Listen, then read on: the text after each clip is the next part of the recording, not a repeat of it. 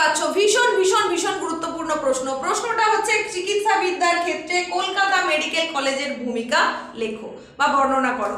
ভীষণ গুরুত্বপূর্ণ প্রশ্ন, স্টারের সংখ্যা দেখে নিশ্চয়ই বুঝতে পারছো কতটা গুরুত্বপূর্ণ।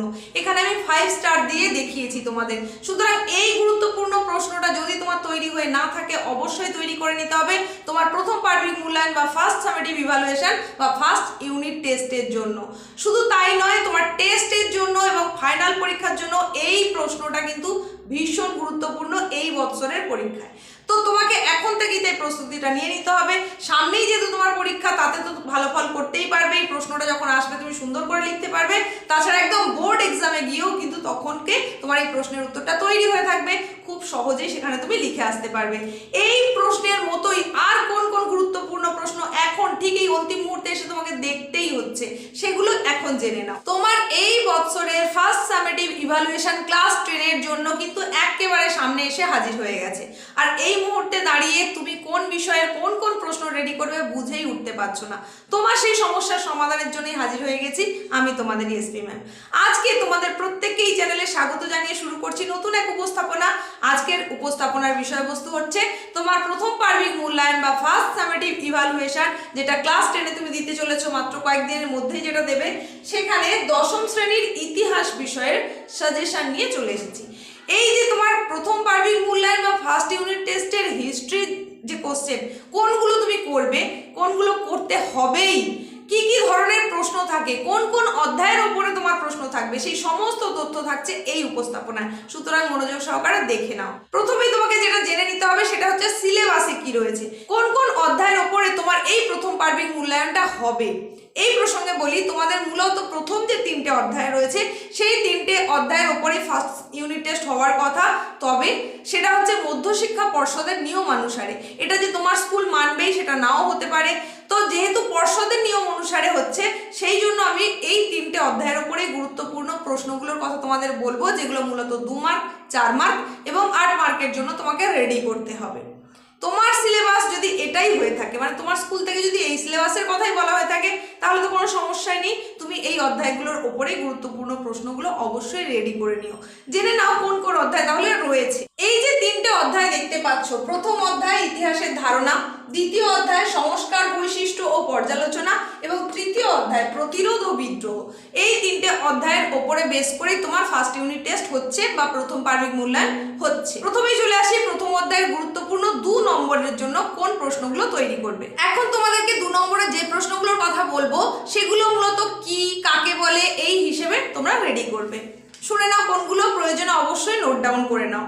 সামাজিক ইতিহাস, স্থানীয় ইতিহাস চর্চা, আঞ্চলিক ইতিহাস চর্চা, খেলাধুলার ইতিহাস, সামরিক ইতিহাস, শহরের ইতিহাস, পরিবেশের ইতিহাসের গুরুত্ব, পরিবেশের ইতিহাস, সরকারি নথিপত্র। এই যে প্রশ্নগুলোর কথা বললাম, এগুলো মূলত তাহলে কি এবং কাকে বলে এই ধরনের করে থাকবে। 2 নম্বরের এই প্রশ্নগুলো অবশ্যই এই অধ্যায় থেকে তোমাকে করতেই হবে। এই প্রসঙ্গে তোমাদের বলি, প্রথম অধ্যায় যে ইতিহাসের ধারণা, এখান থেকে তোমাদের 2 নম্বরের প্রশ্ন থাকবে, 4 নম্বরের প্রশ্ন থাকবে, 8 নম্বরের কোনো প্রশ্ন কিন্তু থাকবে না। তাই অবশ্যই 2 এর প্রশ্নের উপরে তোমাকে জোর তো দিতেই হচ্ছে, কারণ 2 এর এমন অনেক প্রশ্ন রয়েছে যেগুলো কিন্তু আবার 4 এ এসে যেতে পারে। বিগত বছরের বোর্ড এক্সামের ট্রেন্ড বলছে তোমাদের ইতিহাস বিষয়ের কোন প্রশ্ন যে কত নম্বরে আসবে এইভাবে পার্টিকুলার বলা যায় না। 2 নম্বরের যে প্রশ্নের কথা বলবো সেটা অনেক সময় 4 এ এসে যেতে পারে, 4 এর প্রশ্ন 8 এ এসে যেতে পারে, 8 এর গলা প্রশ্ন 4 এ এসে যেতে পারে। তাই ট্রেন্ড অনুযায়ী যদি তোমাকে ভালো নম্বর পেতে হয় তাহলে প্রত্যেকটা প্রশ্নকে একটা মাঝারি মানের করে নেওয়া উচিত। মানে যে যে প্রশ্নগুলোর কথা বলবো সেগুলোকে 4 নম্বরের মতন রেডি করো, তাহলে সেখান থেকে তুমি 8 এর মতো লিখতে পারবে। আবার যদি সেটা 8 এ আসে, সেখান থেকে যেমন করতে পারছো 4 এ এলে সেটাও অবশ্যই করতে পারছো, আবার 4 এর প্রশ্ন 2 এ এলেও তুমি করতে পারছো। সুতরাং তোমাকে এইভাবেই কিন্তু বেশি নম্বর পাওয়ার একটা ট্রিক্স বুঝে নিতে হবে। এখন জেনে নাও 2 এর জন্য আর কোন কোন প্রশ্ন করবে। অবশ্যই অতি গুরুত্বপূর্ণ প্রশ্ন হিসেবে যেটা তোমাকে করতেই হবে, মানে একদম ভিভিআই, ভেরি ভেরি ইম্পর্টেন্ট প্রশ্ন, সেটা হচ্ছে ব্রিটিশ সরকার কেন সোম প্রকাশ পত্রের প্রকাশ বন্ধ করে দিতে চেয়েছিল। অবশ্যই করতেই হবে। ভীষণ ভীষণ গুরুত্বপূর্ণ প্রশ্ন, তুমি চাইলে এটাকে 3 স্টার দিয়ে রাখতে পারো। এরপরের যে গুরুত্বপূর্ণ একটা প্রশ্নের কথা বলবো, এটাও ভীষণ গুরুত্বপূর্ণ, সেটা হচ্ছে পোশাক পরিচ্ছদ থেকে কিভাবে আমরা ইতিহাসের কথা জানতে পারি। ইম্পর্টেন্ট প্রশ্ন, অবশ্যই এটাকেও তুমি 2 স্টার দিয়ে রাখতে পারো। এই যে অধ্যায়টা ইতিহাসের ধারণা, এখান থেকে একটা পার্থক্য খুব ভালো করে দেখে রাখবে, সেটা হচ্ছে সংবাদপত্র এবং সামরিক পত্রের মধ্যে পার্থক্য। তাহলে এই পার্থক্যটা অবশ্যই দেখে রাখতে হচ্ছে। এই জায়গা থেকেই গুরুত্বপূর্ণ আরেকটা প্রশ্ন হচ্ছে ইতিহাসের উপাদান হিসাবে সংবাদপত্রের গুরুত্ব আলোচনা করো। ভীষণ ভীষণ ভীষণ ইম্পর্টেন্ট প্রশ্ন। আর 2 নম্বরের প্রশ্ন হিসাবে আত্মজীবনী এবং স্মৃতিকথা বলতে কি বোঝো, আত্মজীবনী এবং স্মৃতিকথা বলতে কি বোঝো, এই প্রশ্নটা দেখে রাখবে। আবার এই প্রশ্নটাই কিছুটা এসে থাকে, অনেক সময় 4এও আসে 2এও আসে। প্রশ্নটা হচ্ছে স্মৃতিকথা অথবা আত্মজীবনীকে কিভাবে আধুনিক ভারতের ইতিহাস চর্চার উপাদান রূপে ব্যবহার করা হয়, এটা 2এও আসতে পারে, 4এও অনেক সময় এসে থাকে। এই অধ্যায় থেকে 2 নম্বরের প্রশ্ন হিসেবে মাত্র আর কয়েকটার কথা বলবো। যেমন ভীষণ ইম্পর্টেন্ট আরেকটা প্রশ্ন হচ্ছে ফটোগ্রাফি ঐতিহাসিক তথ্য হিসাবে কতখানি যুক্তিযুক্ত, বা ঐতিহাসিক তথ্য হিসাবে ফটোগ্রাফির যুক্তিযুক্ততার বর্ণনা দাও। এই প্রশ্নটাও ভীষণ গুরুত্বপূর্ণ। তারই সঙ্গে দেখে রাখবে নিম্নবর্গীয় ইতিহাস চর্চা বলতে কি বোঝো, 2 জন নিম্নবর্গীয় ইতিহাস চর্চাবিদের নাম লেখো, এটাও একটা ইম্পর্টেন্ট প্রশ্ন। তারই সঙ্গে সঙ্গে দেখবে আধুনিক ইতিহাসের উপাদানগুলি কি কি। তার সঙ্গে দেখতে হবে ইতিহাসের উপাদান হিসাবে বঙ্গ দর্শনের গুরুত্ব আলোচনা করো। এই যে প্রশ্নগুলোর কথা বললাম, এগুলো মূলত 2 নম্বরের হিসাবে তোমরা তৈরি করবে। তবে বারবার যেটা বলছি, এর মধ্যে যে কোনো প্রশ্ন 4-এ এসে যাবে না এমনটা কিন্তু একেবারেই নয়, কারণ বিগত বৎসরগুলোতে এই রকমই হয়েছে। তো পরে আসছি, এরপরে যেটা সেটা হচ্ছে 4 নম্বরের প্রশ্ন, গুরুত্বপূর্ণ 4 নম্বরের প্রশ্ন। কোথা থেকে? প্রথম অধ্যায় ইতিহাসের ধারণা থেকে। এখান থেকে 4 নম্বরের প্রশ্ন হিসাবে একেবারে গুটি কয়েকটার কথাই বলবো। তো টিকা হিসাবে বেশ কিছু একটু দেখে রাখবে, যেমন হচ্ছে নারী ইতিহাস, ভীষণ ভীষণ ভীষণ গুরুত্বপূর্ণ, তুমি ধরে নিতে পারো এসে গেছে। এই ফার্স্ট ইউনিট শুধু নয়, তোমার টেস্টের পরীক্ষায় এমনকি ফাইনাল পরীক্ষার জন্য এটা ভীষণ গুরুত্বপূর্ণ। নারী ইতিহাস, এটা টিকা হিসাবে করবে।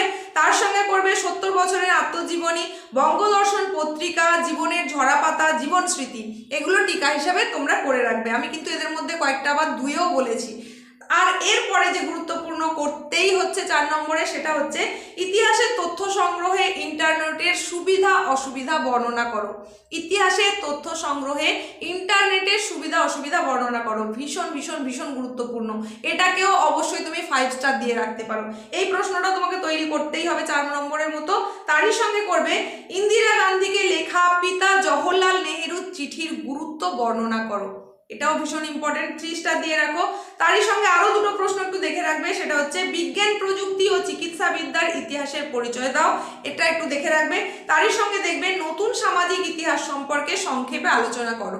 এই যে নতুন সামাজিক ইতিহাস, এটা শুধু 2-এ আসতে পারে, নতুন সামাজিক ইতিহাস কি এটা বলতে পারে। আবার এই যে 8-এ যেটা বললাম, এটা 4-এও আসতে পারে। ব্যাস, তোমরা প্রথম অধ্যায় অর্থাৎ ইতিহাসের ধারণা অধ্যায় থেকে এই প্রশ্নগুলোই তৈরি করে নাও 2 এবং 4 মার্কের জন্য। এখানে তোমাদেরকে একটা তথ্য দিয়ে রাখি, এই যে অধ্যায়টা ইতিহাসের ধারণা, এখান থেকে তোমাদের ফাইনাল পরীক্ষাতেও কিন্তু 2 এবং 4-এর মানের প্রশ্নই থাকবে, 8-এর প্রশ্ন থাকবে না। সেখানে অবশ্যই থাকবে 2 নম্বরের একটা প্রশ্ন, 4 নম্বরের একটা প্রশ্ন থাকবেই। এখান থেকে যা যা প্রশ্ন বললাম এতক্ষণ পর্যন্ত, একদম তোমাদের ফাইনাল পরীক্ষাকে মাথায় রেখেই কিন্তু বললাম, এর বাইরে কোনো প্রশ্ন আসবে না। তাই অবশ্যই প্রশ্নগুলো ভালো করে তৈরি করে নেবে। চলে যাব দ্বিতীয় অধ্যায়, অর্থাৎ সংস্কার, বৈশিষ্ট্য ও পর্যালোচনা। এই অধ্যায়ের গুরুত্বপূর্ণ 2 নম্বরের জন্য যে প্রশ্নগুলো করবে, এবার সেগুলো জেনে নাও, অবশ্যই নোট ডাউন করে নাও। প্রথম যে প্রশ্নটা ভীষণ গুরুত্বপূর্ণ প্রশ্ন, সেটা হচ্ছে শ্রীরামপুর ত্রয়ী কাদের বলা হয়, এটা দেখে রাখবে। তারপর দেখবে কোম্পানির শিক্ষাক্ষেত্রে চুঁইয়ে পড়া নীতি বলতে কি বোঝো। পরের প্রশ্ন ফোর্ট উইলিয়াম কলেজ প্রতিষ্ঠা হয়েছিল কেন। পরের প্রশ্ন হচ্ছে নববেদান্তবাদ কি, এটা দেখবে। তারই সঙ্গে দেখে রাখবে নীল দর্পণ নাটকটি গুরুত্বপূর্ণ কেন। এখানেও একটু তোমাদের বলে রাখি, এই যে দ্বিতীয় অধ্যায়টার কথা বলছি, দ্বিতীয় অধ্যায় থেকে তোমাদের 2 নম্বরের প্রশ্ন 2টো থাকবে, ফাইনালের কথা বলছি, বোর্ড এক্সামের কথা। আর 4 নম্বরের যে প্রশ্ন সেটা থাকবে একটা। তাহলে 2 নম্বরের 2টো প্রশ্ন এবং 4 নম্বরের একটা প্রশ্ন এই দ্বিতীয় অধ্যায় থেকে থাকবেই, যেটা তোমার ফার্স্ট ইউনিটেরও কিন্তু সিলেবাস। সুতরাং এখন থেকেই তোমাকে ওই মাধ্যমিকের বোর্ডের পরীক্ষাকে মাথায় রেখে এই অধ্যায়ের গুরুত্বপূর্ণ যে 2-4 প্রশ্নগুলোর কথা বলছি সেগুলো তোমাকে তৈরি করতেই হচ্ছে। তাহলে 2 নম্বরে যে প্রশ্নগুলো বললাম তার বাইরে আরো বেশ কিছু প্রশ্ন রয়েছে, তার কারণ অধ্যায়টা বেশ বড়, এখান থেকে বহু প্রশ্ন হওয়া সম্ভব। এরপরে তোমরা কোনটা করবে একটু বলে দিই, ভীষণ ইম্পর্টেন্ট। আরেকটা প্রশ্ন হচ্ছে মেকলে মিনিটস কি, অবশ্যই দেখে রাখবে। তারই সঙ্গে সঙ্গে দেখবে প্রাচ্য ও পাশ্চাত্য দ্বন্দ্ব বলতে কি বোঝো, তার সঙ্গে দেখতে হবে উডের নির্দেশনামার 2টি সুপারিশ উল্লেখ করো, স্কুল বুক সোসাইটি কেন প্রতিষ্ঠিত হয়, গুরুত্বপূর্ণ প্রশ্ন, অবশ্যই দেখতে হবে। হান্টার কমিশনের 2টি সুপারিশ, যেমন উডের নির্দেশনামার সুপারিশ করতে হবে তেমনি হান্টার কমিশনের 2টি সুপারিশ, এটা করবে। তারপর করবে 3 আইন কি, ব্রাহ্ম সমাজ কেন বিভাজিত হয়েছিল, ভীষণ ইম্পর্টেন্ট প্রশ্ন, অবশ্যই দেখবে। ডেভিড হেয়ার স্মরণীয় কেন, এটা দেখতে হবে 2 নম্বরের জন্য। মধুসূদন গুপ্ত স্মরণীয় কেন, বিজয় কৃষ্ণ গোস্বামী কেন স্মরণীয়, তারই সঙ্গে দেখবে কাদম্বিনী বসু গঙ্গোপাধ্যায় স্মরণীয় কেন, মানে এই যে নামগুলো বলছি এরা স্মরণীয় কেন, এটা করবে। এদের মধ্যে একটা কিন্তু অনেক সময় থেকে থাকে। পরের প্রশ্ন হচ্ছে 19 শতকের সমাজ সংস্কার আন্দোলনগুলির প্রধান লক্ষ্য বা মূল উদ্দেশ্যগুলি কি ছিল। তারপরের প্রশ্ন রামকৃষ্ণ মিশন প্রতিষ্ঠার উদ্দেশ্য কি ছিল। এরপরের গুরুত্বপূর্ণ প্রশ্ন হিসেবে যেটা দেখবে সেটা হচ্ছে নব্যবঙ্গ বা ইয়াং বেঙ্গল গোষ্ঠী কাদের বলা হতো, ভীষণ ইম্পর্টেন্ট প্রশ্ন, দেখে রাখতে হবে অবশ্যই। তারই সঙ্গে দেখবে নববিধান কি, আর উডের ডেসপ্যাচ সে তো আগেই বলেছি, উডের ডেসপ্যাচ বলতে কি বোঝো এটা একটু দেখে নেবে। ডিরোজিও বিখ্যাত কেন, বাংলার নবজাগরণ বলতে কি বোঝো, ভারতবর্ষীয় ব্রাহ্ম সমাজ কিভাবে বিভক্ত হলো বা বিভক্ত হলো কেন, এই প্রশ্নটাও দেখে রাখবে। তার সঙ্গে দেখতে হবে সমাজ সংস্কারে নববঙ্গদের ভূমিকা কি ছিল, এই প্রশ্নটাও অবশ্যই দেখে রাখবে। তাহলে 2 নম্বরের জন্য এই প্রশ্নগুলো রেডি করলেই হবে। চলে আসবো গুরুত্বপূর্ণ 4 নম্বরের প্রশ্নে, ভীষণ ভীষণ ভীষণ গুরুত্বপূর্ণ যে প্রশ্নটা ভিডিও শুরুতেই তোমাদের বলেছিলাম 4-এর মতন করে তোমরা তৈরি করবে, এটা কিন্তু অনেক সময় 8-এও এসে থাকে। প্রশ্নটা হচ্ছে চিকিৎসাবিদ্যার ক্ষেত্রে কলকাতা মেডিকেল কলেজের ভূমিকা বর্ণনা করো, ভীষণ ভীষণ ভীষণ গুরুত্বপূর্ণ প্রশ্ন, তাই অবশ্যই রেডি করতেই হবে। আশা করি এতদিনে তোমাদের তৈরি হয়ে গেছে, যদি না হয়ে থাকে অবশ্যই তৈরি করে নিও। নেক্সট গুরুত্বপূর্ণ এরকমই একটা প্রশ্ন হচ্ছে পাশ্চাত্য শিক্ষা বিস্তারে রাজা রামমোহন রায়ের ভূমিকা লেখো। নেক্সট প্রশ্ন হচ্ছে 19 শতকে বাংলার নারী শিক্ষা বিস্তারে রাজা রাধাকান্ত দেবের ভূমিকা, এটা কিন্তু 4-এও এসে থাকে 8-এও এসে থাকে, নারী শিক্ষা বিস্তারে রাধাকান্ত দেবের ভূমিকা 4 অথবা 8-এ এসে থাকে। আর দেখতে হবে স্বামী বিবেকানন্দের ধর্ম সংস্কার, এটা সম্পর্ক একটু দেখে রাখবে। তারই সঙ্গে দেখবে শ্রীরামকৃষ্ণ সর্বধর্ম সমন্বয়ের আদর্শ, এটা একটা এসে থাকে অনেক সময়। তাছাড়া দেখবে এশিয়াটিক সোসাইটির গুরুত্ব, বামাবোধিনী পত্রিকার গুরুত্ব। ব্যাস 4 নম্বরের জন্য এই প্রশ্নগুলোই করে নাও। চলে আসছি 8 নম্বরের গুরুত্বপূর্ণ প্রশ্নে। তবে 8 নম্বরের গুরুত্বপূর্ণ প্রশ্নে যাওয়ার আগে বলি, চ্যানেলে যদি তুমি প্রথম এসে থাকো অবশ্যই এখনই সাবস্ক্রাইব করো আর পাশে থাকা বেল আইকনটাকেও অল করে দাও এই ধরনের গুরুত্বপূর্ণ সাজেশন বা ক্লাস পেতে। এখন দেখে নাও গুরুত্বপূর্ণ 8 নম্বরের জন্য কোনগুলো করতে হবে। অবশ্যই করতে হবে শিক্ষা বিস্তারে প্রাচ্যবাদী ও পাশ্চাত্যবাদী বিতর্ক কি, উচ্চশিক্ষার বিকাশে কলকাতা বিশ্ববিদ্যালয়ের ভূমিকা, ভীষণ ভীষণ ভীষণ গুরুত্বপূর্ণ। আর একটা প্রশ্ন করতে হবে 8 নম্বরের জন্য, সেটা হচ্ছে 19 শতকে বাংলা সমাজ সংস্কার আন্দোলনে ব্রাহ্ম সমাজগুলি কিরূপ ভূমিকা নিয়েছিল, 8 নম্বরের জন্য এই প্রশ্নটাও অবশ্যই দেখবে। তারই সঙ্গে দেখবে নারী শিক্ষার প্রসারে ঈশ্বরচন্দ্র বিদ্যাসাগরের অবদান, আর করবে বিধবা বিবাহ আন্দোলনে বিদ্যাসাগরের অবদান বা সফলতা, এটা দেখবে। তার সঙ্গে দেখতে হবে সতীদাহ প্রথা বিরোধী আন্দোলনে রাজা রামমোহন রায়ের সাফল্যমণ্ডিত হওয়ার কারণ বা কিভাবে সাফল্যমণ্ডিত হন, এই ভূমিকাটা দেখে রাখতে হবে। তারই সঙ্গে দেখবে 19 শতকে বাংলা ধর্ম সংস্কার আন্দোলনে রামকৃষ্ণ দেবের ভূমিকা, ধর্ম সংস্কার আন্দোলনে রামকৃষ্ণ দেবের ভূমিকা। লাস্ট 8 নম্বরের প্রশ্ন হিসেবে যেটার কথা বলবো সেটা হচ্ছে হুতুম প্যাঁচার নকশা গ্রন্থ থেকে 19 শতকের বাংলা সমাজের কি প্রতিফলন পাওয়া যায়, এইটা কিন্তু অনেক সময় এসে থাকে, বহু স্কুলে প্রশ্নটা দিয়ে থাকে, তাই অবশ্যই গুরুত্ব বুঝে প্রশ্নটা তৈরি করে নিতে হবে। 8 নম্বরের প্রশ্নের কথা এটা বললাম। চলে আসছি আমরা একেবারে শেষ, তোমাদের ফার্স্ট ইউনিটের জন্য যে অধ্যায় রয়েছে 3য় অধ্যায়, অর্থাৎ প্রতিরোধ ও বিদ্রোহ, এই অধ্যায়ের গুরুত্বপূর্ণ প্রশ্নে চলে যাবে। তবে তার আগে বলি, যেমন তোমাদের বললাম প্রথম অধ্যায়ে 2 নম্বরের প্রশ্ন একটা থাকেই, আর তার সঙ্গে 4 নম্বরের প্রশ্ন একটা থাকে, 8 নম্বরের প্রশ্ন থাকে না। তেমনিই বললাম দ্বিতীয় অধ্যায়ে 2 নম্বরের প্রশ্ন থাকে 2টো, 4 নম্বরের প্রশ্ন থাকে একটা, সবটাই কিন্তু বলছি বোর্ড এক্সামের কথা। আর এই তৃতীয় অধ্যায় থেকে কি থাকে, এখান থেকেও থাকে 2 নম্বরের 2টো প্রশ্ন এবং 4 নম্বরের একটা প্রশ্ন থাকেই। আর একটা 8 নম্বরের প্রশ্ন, যেটা তোমার থাকবেই, একটা প্রশ্ন থাকবেই, সেটা হচ্ছে 2, 3 আর 4 মিলিয়ে, দ্বিতীয়, তৃতীয় এবং চতুর্থ অধ্যায় মিলিয়ে 8 নম্বরের একটা প্রশ্ন থাকবেই। যেহেতু তোমাদের এইবারের সিলেবাসে 4 নম্বর অধ্যায়টা নেই, তাই সেটার কথা বলছি না। তাই দ্বিতীয় এবং তৃতীয় অধ্যায়টা কিন্তু ভীষণ গুরুত্বপূর্ণ। এখানে 4-এর প্রশ্নও থাকছে, 2-এর প্রশ্নও থাকছে, 8-এর প্রশ্নও থাকছে। তাই এই দুটো অধ্যায়ের ওপরে কিন্তু সব থেকে বেশি জোর তোমাকে দিতে হবে। চলে যাব তৃতীয় অধ্যায়ের জন্য গুরুত্বপূর্ণ 2 মার্কের প্রশ্নগুলো তোমাদের জানিয়ে দিই। এখানেও 2 নম্বরের জন্য তোমরা কি কাকে বলে হিসেবে কয়েকটা করবে, যেমন বিদ্রোহ বলতে কি বোঝো এটা করবে। এই রকমই গুরুত্বপূর্ণ হচ্ছে চুয়াড় বিদ্রোহের গুরুত্ব কি ছিল, কোল বিদ্রোহের কারণ উল্লেখ করো, সন্ন্যাসী ফকির বিদ্রোহ ব্যর্থ হলো কেন, তিতু মিয়ার কেন স্মরণীয়, অবশ্যই দেখতে হবে। তার সঙ্গে দেখতে হবে দুদু মিয়া স্মরণীয় কেন। এই রকমই গুরুত্বপূর্ণ হচ্ছে কোল বিদ্রোহের কারণ কি। তো এই যে বিভিন্ন রকম বিদ্রোহের কথা বলছি, যদি তুমি এখান থেকে যাই প্রশ্নই আসুক কমন পেতে যদি চাও, তাহলে অবশ্যই তোমাকে যেটা করতে হবে সেটা হচ্ছে প্রত্যেকটা বিদ্রোহ কোথায় হয়েছিল, মানে বিদ্রোহের স্থান এবং তার একজন করে নেতার নাম অবশ্যই দেখে রাখতে হবে। কারণ এখান থেকে এমসিকিউ প্রশ্ন আসতে পারে, এসএকিউ প্রশ্ন আসতে পারে, 2 নম্বরের প্রশ্ন আসতে পারে। তাই যে কোনো বিদ্রোহের কথাই হোক না কেন, সেই বিদ্রোহ কোথায় সংগঠিত হয়েছিল, তার একজন নেতার নাম অবশ্যই তোমাকে দেখে রাখতে হবে। চলে যাচ্ছি পরের প্রশ্নে 2 নম্বরের জন্য। ফরাজি আন্দোলন কি নিছক ধর্মীয় আন্দোলন ছিল? ভীষণ ভীষণ ভীষণ গুরুত্বপূর্ণ, এটা অবশ্যই দেখে রাখতে হবে। চলে যাচ্ছি পরের প্রশ্নে। নীল বিদ্রোহে খ্রিস্টান মিশনারিদের ভূমিকা কি ছিল?